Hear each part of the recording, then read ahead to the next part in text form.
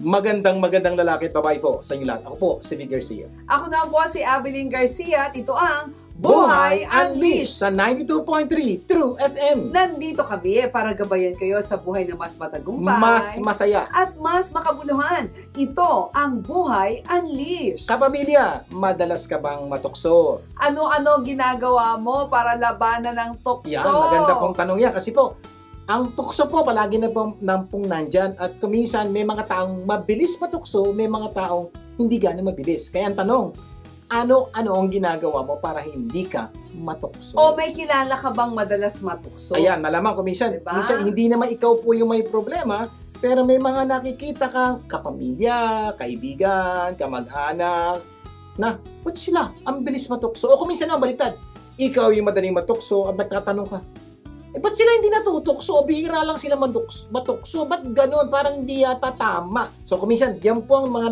naglalaro sa isip nyo. Alam nyo po, pag natukso, may masama pong epekto sa buhay natin. Oh, di ba? Parang, di ba may kanta dati? Yung tukso, layuan mo ako. Ayan, malamang po, marami po sa atin, sinasabi yan, hindi natin kinakanta. Kasi kuminsan wala tayo sa tukod. Pero sa mga may kayang kumanta, kinakanta po natin yan. Layuan ako ng tukso, saan nalayuan ako, saan nalayuan. Yung pong ate kamisa nga po, hindi po kanta to, prayer po to.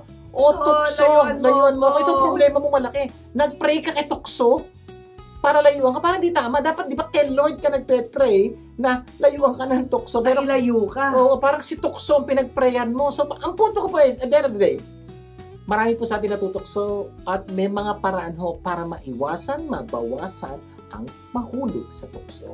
Ang pag-uusapan natin ano-ano ang dapat gawin para maiwasang mahulog sa tukso. Kailangan mo to. Sa ating episode na, O Tukso, Layuan Mo Ako. So, ibig sabihin, kailangan mo to. Meron po kami mga technique na tuturo po sa inyo na pwedeng makaiwas, pwedeng makabawas, or totally pwedeng hindi matukso o mabihira na lang matukso. May paraan po dyan, kaya makinig po kayo mabuti at pag nabawasan ng tukso, mabawasan ng pagkakamali. At pag nabawasan ng pagkakamali, gaganda buhay natin. Sa ano ang aksyon mo, pag-uusapan naman natin, ano-ano magandang aksyon kung walang pangregalo sa Pasko. Ayan, may mga tao po, ayan po ang problema ngayon. Sir, magpapasko na, magpapasko na, parang kulang yung pera kong panregalo. O iba, sir, wala po talaga. Kamisa naman, hindi regalo problema. Sir, wala akong panghanda sa Pasko. Yan, ibig sabihin, kumisa po, hindi po kasi regalo, lalo na po sa ating mga Pilipino, para bang hindi matatapos ang Pasko pag walang Noche Buena, walang handaan, walang pinakain, para bang malungkot. Yan po ang mga problema po natin. At good news, may action kami dyan. Yes, pero bago yan, simulan muna natin ating programa ng Believe It or Not segment. Kasi ito yung parte ng programa na nagbibigay kami ng paniniwala na pwedeng magpaganda ng ating buhay. Take note, ulitin na namin na pwedeng magpaganda. Hindi po siguradong magpapaganda ng buhay niyo. Pwede pong magpaganda kung ito ay inyong una pakikinggan muna, makinig muna kayo sa amin. Pangalawa, paniniwalaan. Pangatlong gagawin, pag ginawa niyo po ito, malaki po ang posibilidad magiging makatotohanan ito pong paniniwalang sinishare po namin na sa aming pananaw po ay naging makatotohanan sa napakaraming tao kaya gumanda ang buhay nila. Okay, ang Believe It or Not quote natin ngayon ay... quote muna. Quote muna. Hindi, ibig sabihin bibigyan ko muna ng ano tawag doon. Bigyan muna namin kayo ng ang hino ng galing. Ano tawag doon? Gusto po namin share po sa inyo kasi po ito po isang binigay po sa akin na isang napakagaling, napakatalino, napakabait na tao sa buong mundo. Hindi ko makakalimutan. Ito po yung isang paalala ng nanay ko. Ito, authored by? Quote po ng nanay ko to. Hindi ko alam kung sa kanyang original. Na tunay pong nagbigay po ng malaking pagbabago sa buhay ko. At every time maalala ko po ito, nagbabago po ang pananaw ko sa buhay. At tunay po, isa po sa mga dahilan to, bakit po umayos sa aking buhay. Dahil po ang nanay ko, every time po na meron akong concern, sasabihin po ng nanay ko ito. Kaya ito po, pakinggan niyo mabuti. Baka naman alam niyo rin to at wala sa araw na to, sabihin niyo rin po sa anak niyo. At bagamat wala na si nanay at hindi ko na naabutan si nanay, naalala mo pa rin to. Yeah. No? Lagi mong sinasabi sa iyo. Binibigay sa akin. Sa mga anak ko po, sinasabi ko po at sinasabi ko rin po sa ibang tao. At ito po ay galing sa nanay ko. Ganun po yung power ng paniniwala. Eto sabi ni nanay Paalala ang gamot sa taong nakakalimot. Ay, di po, pakiulit. Paalala ang gamot sa taong nakakalimot. Alam niyo po, isa sa mga madalas po nating nagagawa ay nagkakamali tayo. At kadalasan po, pag nagkamali tayo, hindi naman natin sinasadya. Hindi intentional. Kadalasan, nakakalimutan lang natin. Yes. Pasyempre, nakalimutan natin gawin to. Nakalimutan natin gawin yan. So, kuminsan hindi man natin, may kilala ba kayo na, ay, kakalimutan ko talagang gawin to? Wala po eh. Kadalasan nakakalimutan. Kaya po ang ganda na sabi nga na anak, paalala, gamot sa tao nakakalimot. So, kung may ang problema ay nagkakamali ka dahil nakakalimot ka, Paalala.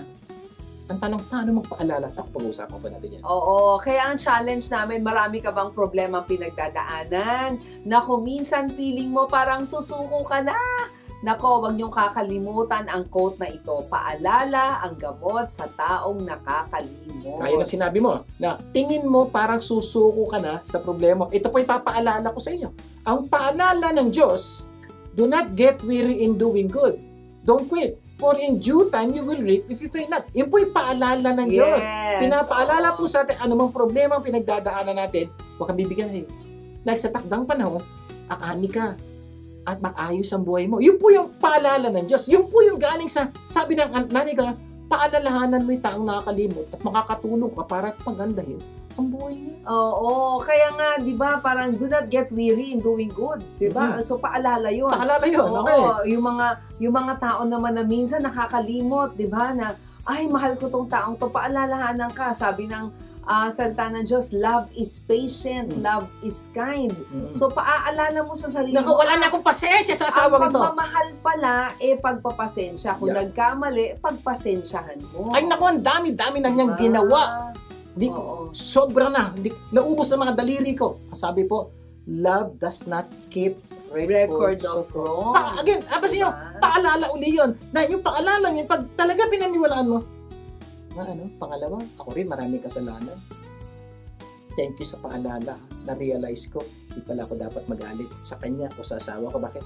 Para wala kami nagkakaroon. That's the beauty of paalala. Kaya, hoy, gumising ka na ng maaga kasi baka malate ka sa opisina. O matulog ka na maaga para di ka malate ang gising. Ang tawag doon, paalala. O kaya kung marami kang problema, paalala mo sa sarili mo na there is no problem too big, God cannot solve it. Yun po yung sabi ng paalala. Kaya nga po, napaka-importante po ang paalala because may mga pagkakataon po, tunay tayo'y nakakalimot at ang paalala ng isang nagmamahal na magulang, anak, kapatid, kaibigan, ay napaka-powerful po sa buhay ng mga mahal natin sa buhay. Kaya ang payo namin, maniwala ka, believe it, na paalala ang gamot sa taong nakakalimot. Magbabalik po ang Buhay Unleashed. Huwag bibitiw.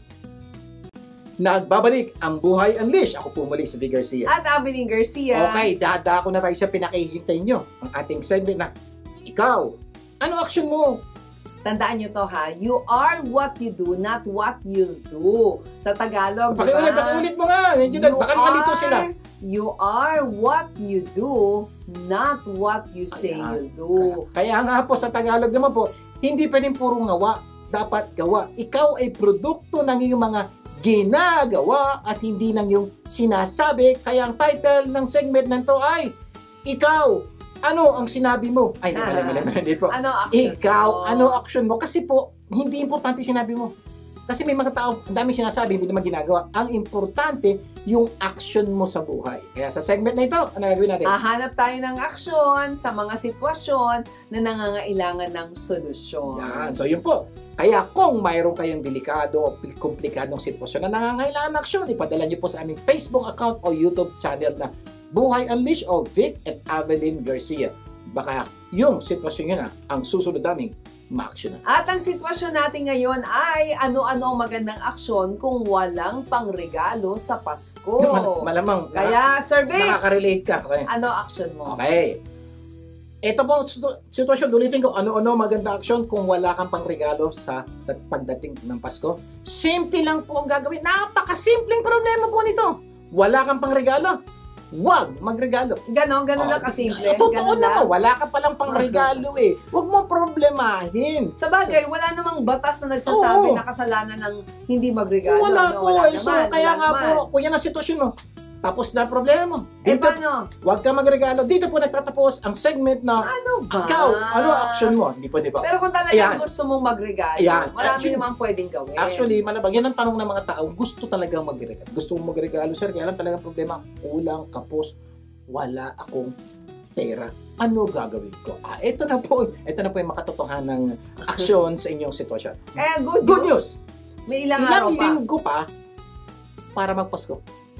Meron ka pang panahon para maghanda, para makapagbigay ka ng regalo sa araw ng Pasko. Yun ang good news. Ilang linggo pa. So, sir, ano gagawin ko?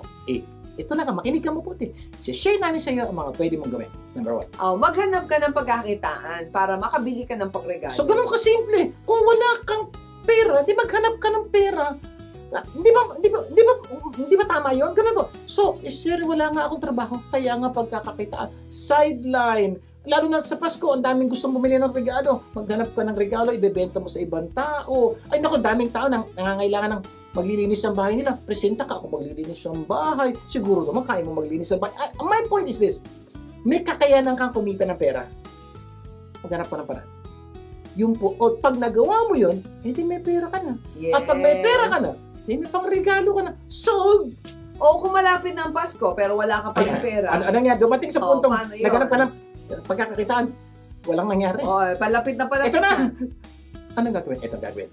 Pwede kang magregalo ng close to your heart gift. Ha? Ano yun? Ito po. Ano yung close to your heart gift? Uwi ka ng bahay mo. Pumunta ka sa kwarto mo o sa bahay niyo. At maghanap ka ng malapit sa puso mo. Ha? Ano yung malapit sa puso? Yung mga gamit mo ngayon na malapit sa puso mo na pwede mong iregalo. Oo. Yan ang tawag doon, close to your heart gifts. Baka naman close to your closet. Ayun naman. O kaya, buried in your closet Oo. gifts. My point is this, baka meron kang regalong natanggap before o bagay na meron ka na hindi mo na ginagamit o kahit ginagamit mo, for this time, ibigay You mo. can give it. That's already a gift. Okay, sa kausa naman po yun. So, iba ang tawag doon, recycle the gifts that you have Yes. received before. Hindi rin po masama yun. Oo. Wala rin pong batas na nagbabawal mag-recycle o magpamigay ng gamit na meron ka. Then may gift ka na. Correct. At kung ayaw mo, Number three, number number 3 ha, kung ayaw mong ibigay yung luma mong Ayan, gamit, may mga pagkakataon naman, sir, Oo, ayoko nakakahiya nun, naman, di ba? Meron na solusyon. pwede mo ibenta yung luma mong gamit at bumili Ayaw. ka ng bagong regalo. So, ayaw mo ibigay. Pwede. Di, ibenta mo. So, pag binenta mo, may pagkakakitaan ka. So, yung pinagkakitaan mo, adi, pabili mo regalo. Okay na, solve na, ha? So, hindi na luma yung binigay mo. Luma yung binenta mo, pero bago yung regalo mo. So, At kung wala ka pa rin lumang gamit, ayan, may mga pagkakataon, sir. pwede kang- Wala eh. gumawa ka ng personal handmade gift. At ito, pamigay mo. Ano yun? Example. Ano yun? Christmas card. Drawing ka. Mag-bake ka ng cookies. Meron ka, diba? meron cookies, meron kang gamit sa bahay. Lalo na yung mga batang wala pang trabaho, pero si nanay may gamit panggawa ng cookies. O, di pwede mo yung Ay, nanay. kaibigan ko nga, bumili siya ng ng parang bulk orders ng bath salt. Tapos nilagay niya sa iba't ibang Pinag-iwahiwalay niya. garapon, diba? At nilagay niya ng napakagandang sticker at ribbon. Maganda. Regalo na po yun. Sabi, mag-isip ka ng pwedeng magregalo na hindi ganong cake gagastos na malaki. Kung walang Number 5. wala talaga, number 5, pwede kang magregalo ng serbisyo. Ayan, may mga pagkakataon po.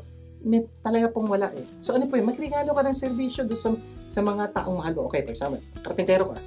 O handyman ka. O gawin mo yung Opo. backyard niya. Sulatan mo, may gift ako sa'yo. Anong gift mo? Napansin ko, yung bakod niya. Sira. Sira yung ganda. Gagawin ko. That's my gift. That's my gift. Yung pinto niyo, gagawin ko. Nandiyan niyo po, kasi may kakayanan ka, hindi ko alam kung ano yung kakayanan mo, na pwede mong iregalo sa iba. O kaya, oy, alam ko, magka-party kayo sa susunod na linggo. Ako na maghuhugas ng pinggan.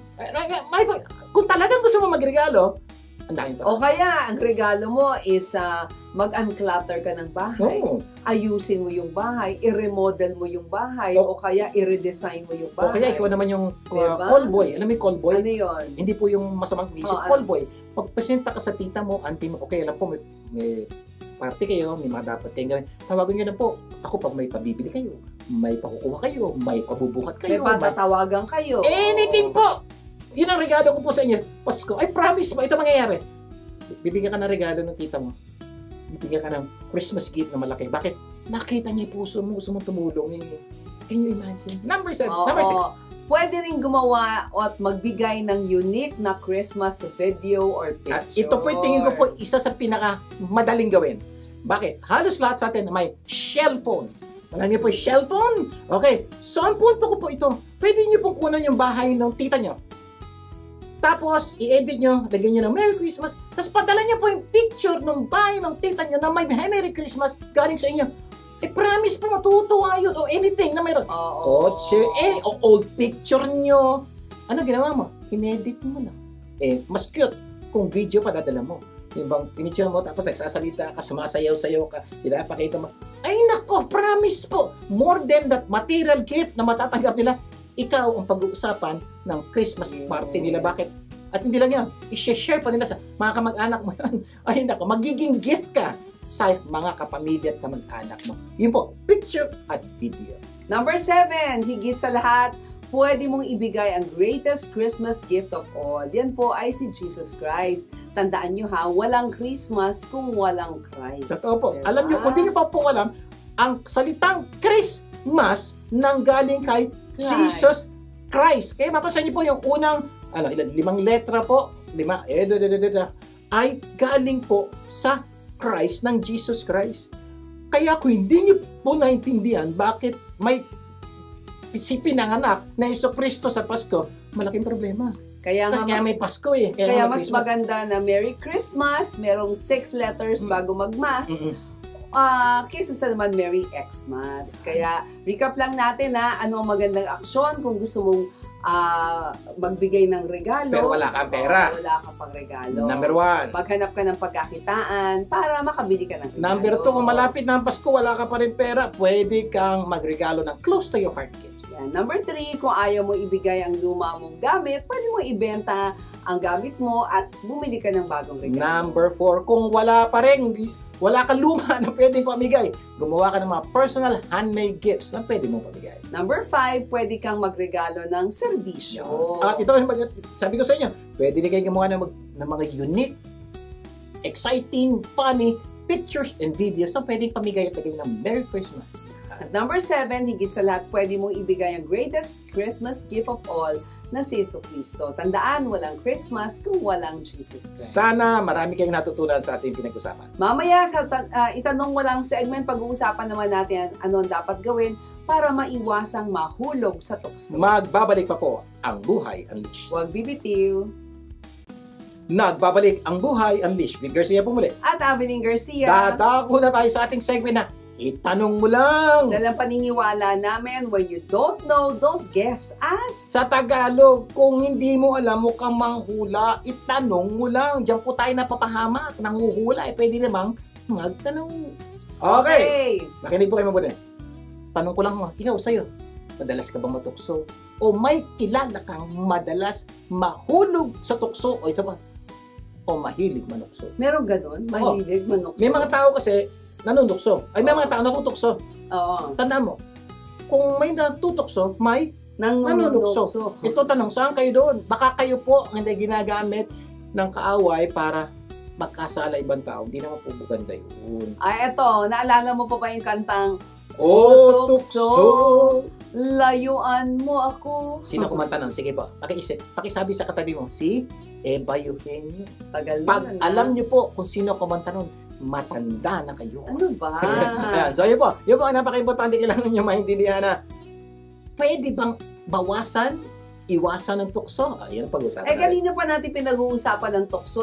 I-define naman muna natin, ano ba ang tukso? Ano ba English sa tukso? Temptation. Temptation. What is a temptation? Okay. Temptation is an urge or desire to do something, especially something you should not, or it refers to a wrong or forbidden pleasure that is enticing. So, malinaw po.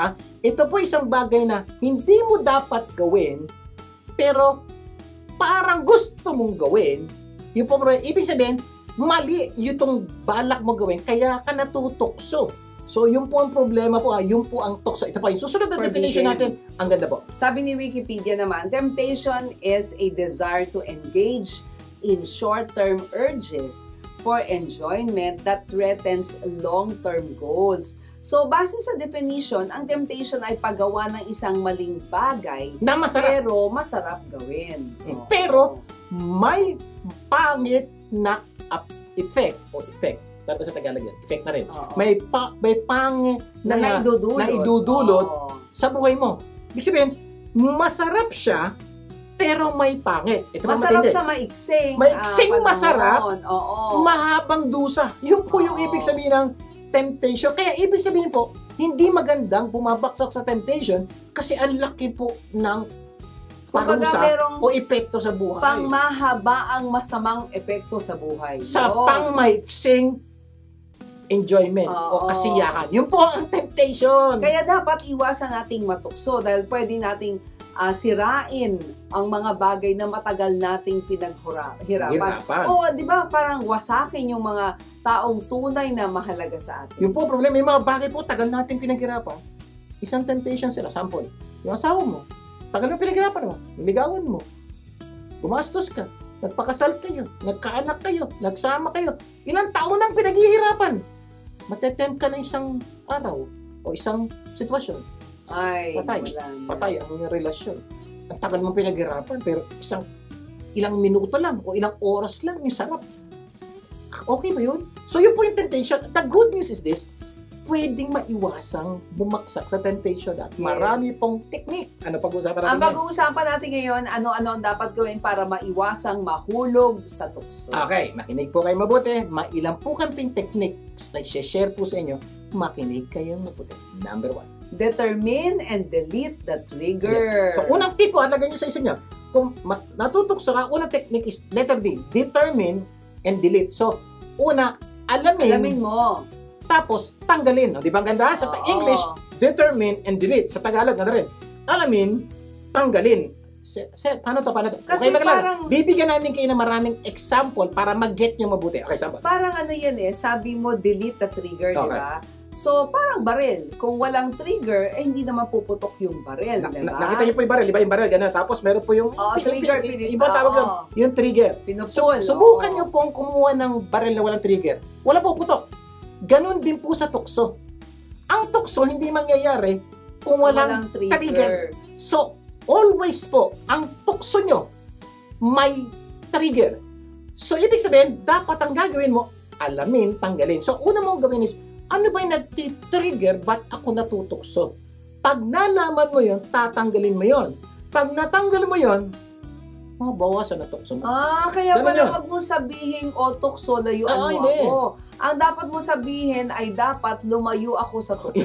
Dapat may bagong, Oo. paano kaya? Baka hindi maganda ito, ano, no? Hindi. Dapat, Lumayo ako sa tukso. Huwag nyo na pong sasabihin, tukso, layon mo ako. Hindi ka lalayo ng tukso. Sasabihin mo, sarili ko, lumayo ka na Oh, sa tukso. oy, lumayo Oo. ka sa tukso. Kasi po, ang trigger, sample, bakit ba kumisan napipilitan ka gumawa ng bagay na hindi tama? Kasi nainom ka ng alak. So, Oo. pag nainom mo ka ng alak, relax ko. So, ano trigger? Inom ng alak. Hindi naman po inom ng alak ang kasalanan mo. Ang kasalanan mo, nakakagawa ka ng mali pag umiinom ka ng alak. So, ano ang trigger? Alak. So, lumayo sa alak. Yung sinasabi namin, pag nakakita ka na ng alak, Lumayo o ilayo ang Ilayo. alak. this coming Christmas, maraming alak. So, pag nakakita ka ng may mga kaibigan mo, kamag-anak mo, nag-inom ng alak, at may nakita ka namang mga kaibigan, kamag-anak mo, kumakain ng leche plan, alam mo na gagawin mo, doon ka sa leche plan pupunta, huwag kang pupunta. Because, pag dumikit ka na ron, yun ang trigger. Iinom ka na at makakagawa ka ng Or mali. minsan, parang wala ka ng pera, pero natutokso ka pa sa pagbili ng online shopping, Ayan. di ba? I-delete mo yung trigger. Delete mo yung online shopping app mo, Yan. sa cellphone mo, o sa computer mo. Basta nyo, kumisa naman yung mga babae, ito mga masukuan sa babae ito, yung mga pendot ng pendot, bili ng bili. So, alam mo naman pala. So, ang trigger mo, yun, remove. O kaya may isang style, di ba? Bago ka makabili, nanghihingi ng password. So, yung password, bigay mo sa asawa mo. So, kahit anong pindot ang gawin mo, hindi ka makakabili dahil walang password. Give it to somebody else, no? And let them do it for you. So, yun po. Kailangan ka talagang bilhin. Ay, hindi. Yung sinasabi niyo, ganito po yan. Kasi may gusto kang bilhin, may kaibigan ko, pakibili naman ito. Siya bibili, papadeliver sa'yo, babayaran mo siya. So, napipigilan ng konti. Yes. Pero kung ang natutokso ka ay kapag ikaw ay nag-iisa. Ayan! Diba? Delete mo yung trigger. Iwasan mong mapag-isa. Humanap ka parati ng may ng makakasama mo. May iba diba? po sa inyo. Nakakagawa kayo ng mali pag kayo nag-iisa na sa kwarto. So, ito pong technique. Hanggat maaari po, huwag isasara ang pinto. Para hindi ka na nag-iisa kasi palagi may silip. Sa'yo. Okay. So, iwasan nyo pong magpapag-isa kayo para yung trigger mawala. Di na mawawasan ang tukso. Ay, iba nga, tinatanggal pa yung pinto para makaiwas sa tukso. Kung talaga pong yun ang issue mo, tanggalin nyo na kasi kung may pinto, may sasara mo pa Pwede pa rin matukso Kaya kung natutokso kang manood ng mga bagay na hindi mo dapat panoorin, lalong-lalo na sa internet, di-delete mo yung trigger, delete mo yung app, di ba? In that way, o mag-install ka ng monitoring app, may mga ganon di ba, na pwede kang bantayan ng ibang tao sa paggamit mo ng mga gadget or pag-search mo sa internet. Yung best internet monitoring software, marami Meron po yan. Ito po yung the moment pumasok ka sa maghanap ka ng mga video na hindi maganda, i-email po yung kaibigan mo na binigyan mo ng email at siya po, pag binapanood dyan, sabi, alam mong pag nanood ka, may nakakaalam. Kasi normally, kaya po tayo nanonood, gama mo ako, alam mo ko lang Pero pag in-install mo po yung mga software na yan, may makakaalam. Yun po yung ibig sabihin na, hanapin niyo po sa internet po yan. Kaya kung natutokso ka namang pumunta sa isang lugar na hindi mo makakapuntahan, di mag-install ka ng location monitoring app para ma-monitor ka ng mga mahal mo sa buhay kung nasaan ka nagpupunta, di ba? Isang magandang app ay yung ginagamit na Live 360. Sa mga asawa po, sa mga anak, install niyo po yung Live 360 sa cellphone niyo at sa cellphone ng asawa niyo at anak niya. Alin po mangyayari? Malalaman niyo kung nasaan siya at any time. Pag ayaw pumayag ng asawa niyo, may problema yan. Pag ayaw pumayag ng anak niya, so, gawin niyo pong, bago po magpasko, gawin yung New Year's resolution, bago mag-Christmas, New Year, na gawin natin Live 360 apply. At marami pa ibang software like this, makakatulong po sa inyo, mabawasan. Kasi pag alam ng asawa at anak mo, na hindi mo gagawin. Malabong gumawa ng lokohan niya. O kaya, di ba, sa doon sinabi natin kanina, kung natutokso kang makagawa ng mali kapag ikaw ay nakakainom ng alak. Sasabihin pa ng iba, wala naman akong magagawa. Lasing ako. Hindi ko alam ang aking ginagawa o hindi ko mapigil ang sarili kong matukso, di ba? So, delete mo yung trigger. Don't drink liquor. At lumayo ka sa liquor. Walang liquor sa bahay. Huwag kang bibili this Christmas. Minsan, alam mo na bumili ka pa. At marami pang dapat na i-delete. Yan po yung mga bagay na kailangan nyo maintindihan. So, una-una po, determine and delete. Yung pa lang po step number 1. Marami na kayong mababawas sa tukso. Sa aming pagbabalik, itutuloy namin ang ating kwentuhan. Magbabalik pa po ang Buhay Unleashed. Huwag bibitiw. Nagbabalik ang Buhay Unleashed. Vic Garcia po. At Abiling Garcia, patuloy tayo sa ating segment na Itanong Mo Lang. Sa ating topic na ano-anong dapat gawin para maiwasang mahulog sa tukso. Sa ating episode na O Tukso, Layuan Mo Ako! Okay, review. Number 1. Determine and delete the trigger. Parang sa baril lang yan. Kung walang trigger, hindi puputok ang baril. Determine and delete. Pag ginawa nyo yun, ako panalo na kayo agad. Pero meron pa ibang step. Number 2. Create a plan for the day. Kaya maraming tao ay natutuksong gumawa ng mali dahil wala naman siyang ginagawang tama o wala siyang balak gawin. Yun po. Kaya po, palagi, may nadinig po ako sinabi ng Bible. Sabi po na an empty mind is a devil's workshop. Pag ang utak nyo walang laman, papasukan po yan ng tentasyon. Pero pag ang utak nyo punong-puno ng laman, may plano kayo.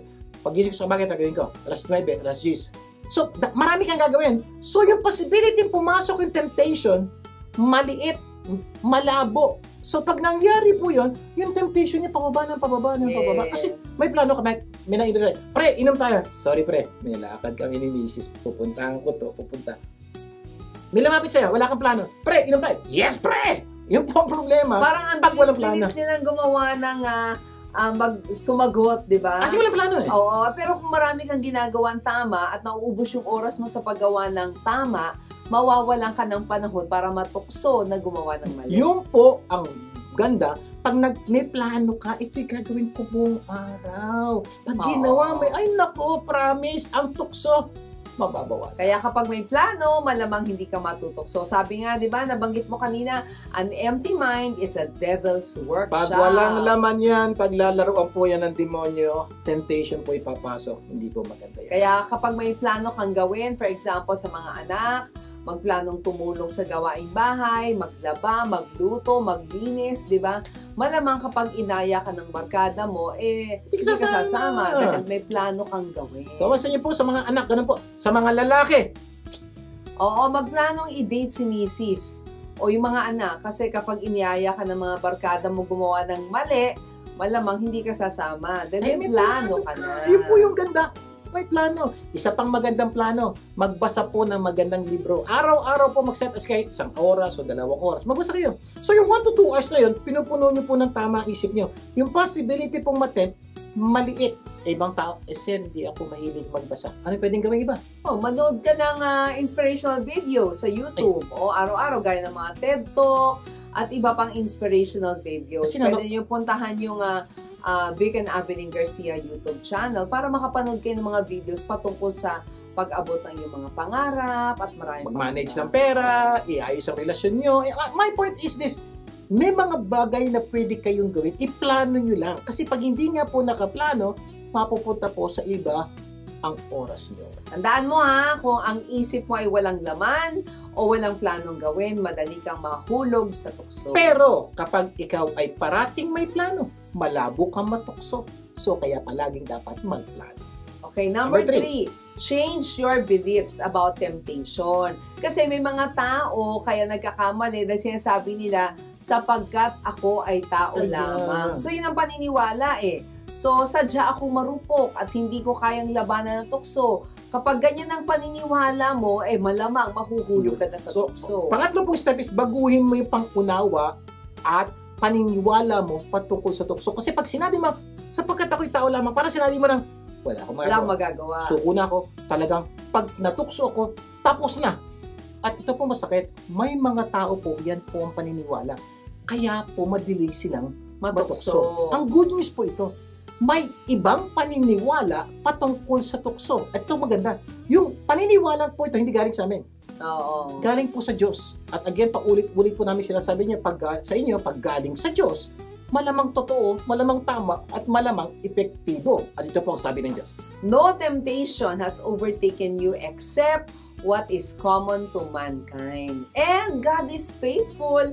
He will not let you be tempted beyond what you can bear. So ano po ang punto? Ito po Diyos po nagsabi, walang temptation na ikaw lang. Hindi po. Lahat tayo, o anumang temptation pinagdadaanan mo, pinagdaanan din ng iba. Oo. So ibig sabihin po, hindi unique sa iyo yan. May ibang dumaan yan. At ang ganda po ang sabi ng Diyos, pag may temptation ka, gagawa at gagawa ng paraan ng Diyos para hindi ka matempt. Ikaw yon. Pero kailangan mong desisyonan huwag matempt.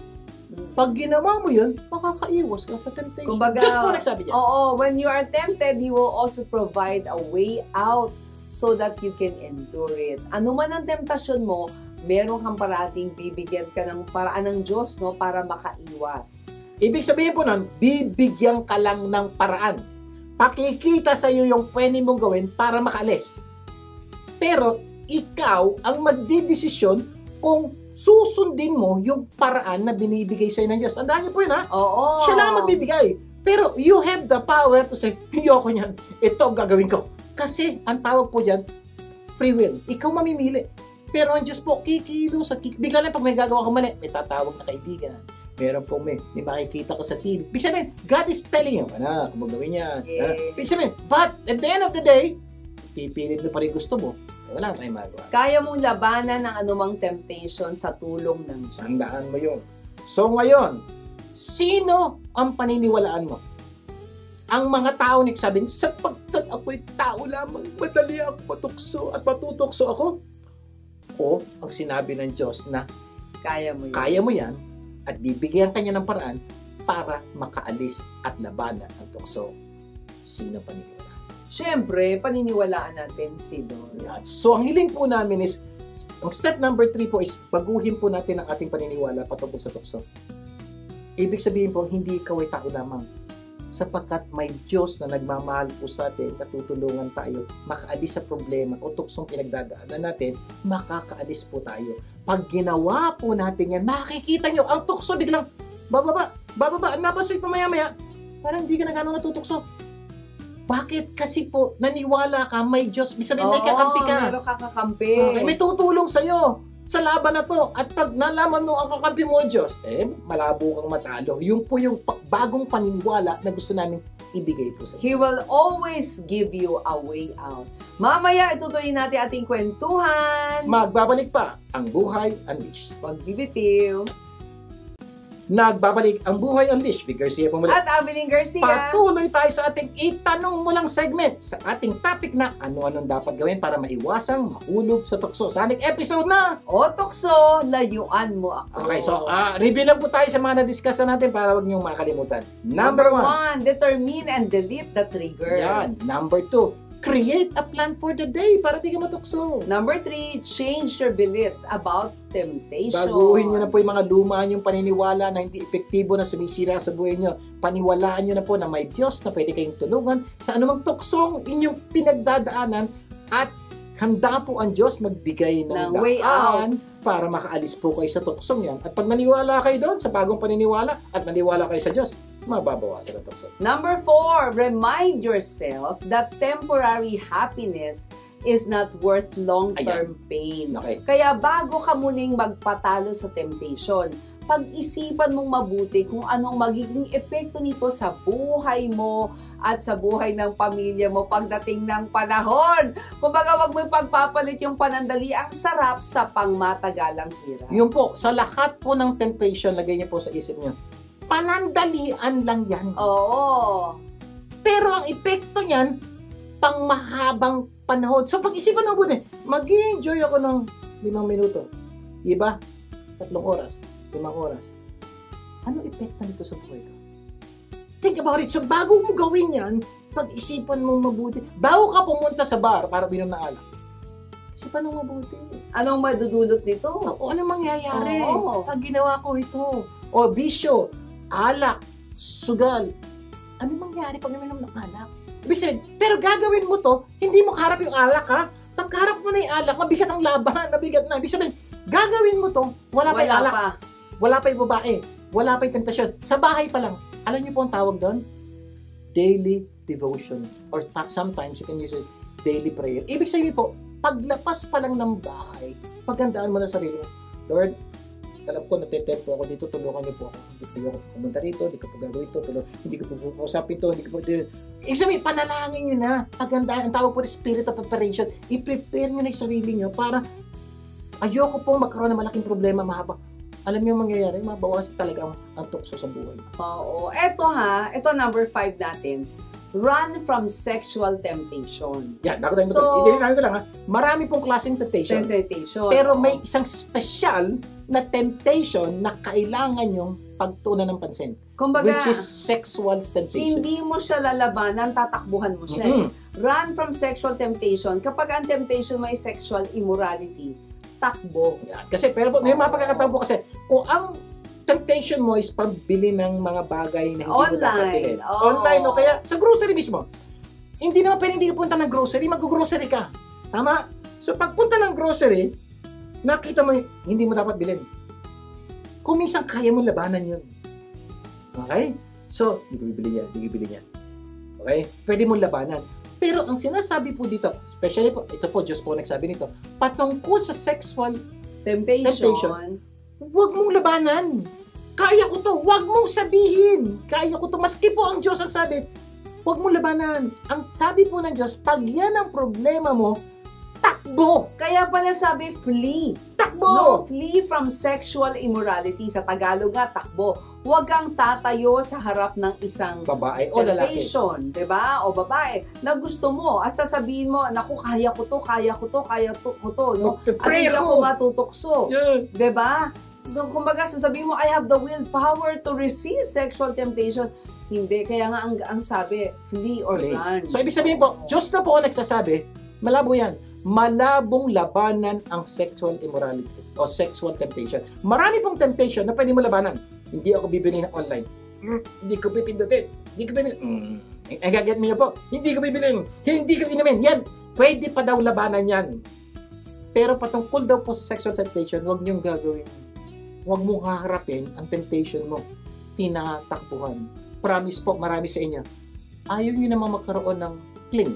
Ayaw nyo naman magkaroon ng kabit. O masira ang pamilya. Ayaw mo naman nun eh. Na-tempt ka lang kasi tinayuan mo, tinitigan mo. Wala na. Patatalo ka nga. That's the reason why, itong punto. Temptation, sexual. Takbo, alis. Ay, naku, promise po. Mapaglalabanan niya at mapagtatagumpayan niyo yang temptation. Kasi kapag hindi mo tinakbuhan yan ang ginawa mo, humarap ka pa, malamang babagsak ka sa tukso, di ba? Yun ang ayaw po namin mangyari. Kaya, patungkol sa sexual temptation, takbo. Lumayo ka kung saan may tukso. Kung minsan, sasabihin pa natin, tukso, layuan mo ako. Pero sorry, hindi po talaga lalayo ang tukso kasi trabaho niyang manukso. Diba? Yun ang job description niya eh. Ang sexual temptation ay hindi nilalabanan. Ito po ay For example, tinatakbuhan. may mga babaeng lumalapit sa iyo. Huwag mo sabihin, layuan mo na ako. Ayoko masira ang pamilya ko. Hindi po. Type ka nga niya eh. Lalapitan at lalapitan ka niya. So, ano dapat gawin? Ikaw ang lalayo. Hindi ka na makikipag-usap, hindi ka na matitext, buburahin mo na pangalan niya, kakalimutan. Ikaw ang gagawa nun, hindi siya. Pag ginawa mo yun, tumakbo ka. Malaki posibilidad. Hindi ka Ang problema ko, minsan, alam na nating tukso eh. Di ba? Pupuntahan ka. No? Tapos medyo malabo-labo Labo mo talaga. Tapos sasabihin mo, ba't ako natukso? Number 6.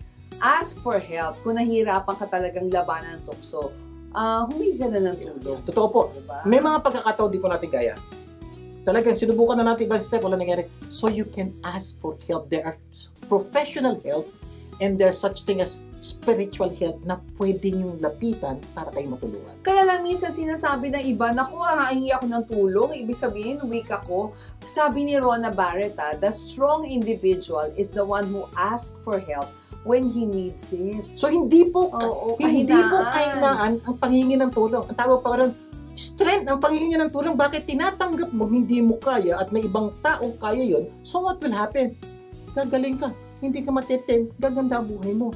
So please ask for help. Dagdag pa ni Les Brown ask for help not because you are weak. Yes. But because you want to remain strong. Ang ganda po noon. So, humingi ka ng tulong dahil hindi ka nang mahina.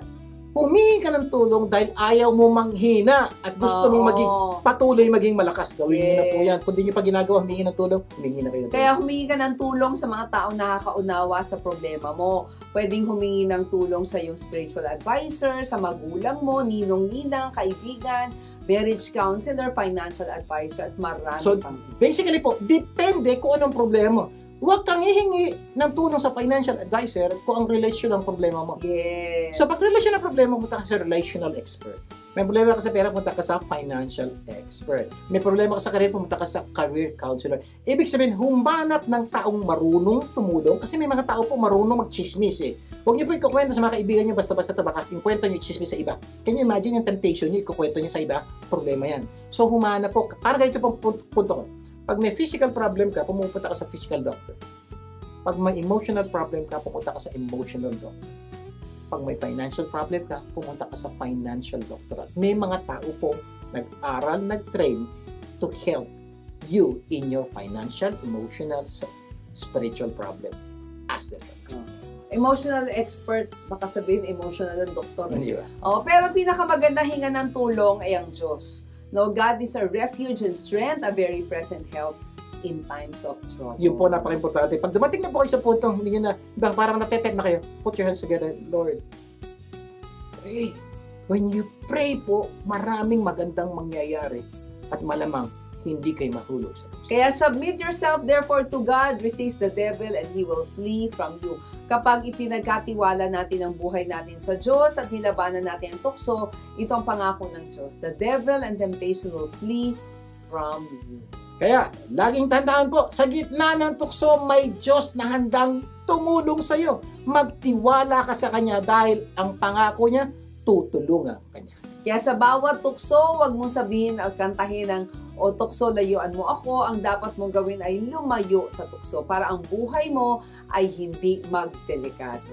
Sana marami kayong natutunan sa mga pinag-usapan natin ngayong araw na ito. At next week, marami tayong pag-uusapan tunay magpapaganda ng buhay ninyo at ng mga mahal nyo sa buhay. Okay, manalangin po tayo. Ang mga nasa langit, maraming po salamat sa pagpapaalala niyo po sa amin na pwede po kaming lumayo sa tukso. Pwedeng mabawasan ang aming tukso at lalong-lalo na pwede kaming lumapit sa inyo para hindi kami matukso at hindi kami mahulog sa tukso. Gabayan niyo po ang bawat isa sa aming pinagdadaanan. At ito'y dalangin namin sa pangalan ni Jesus.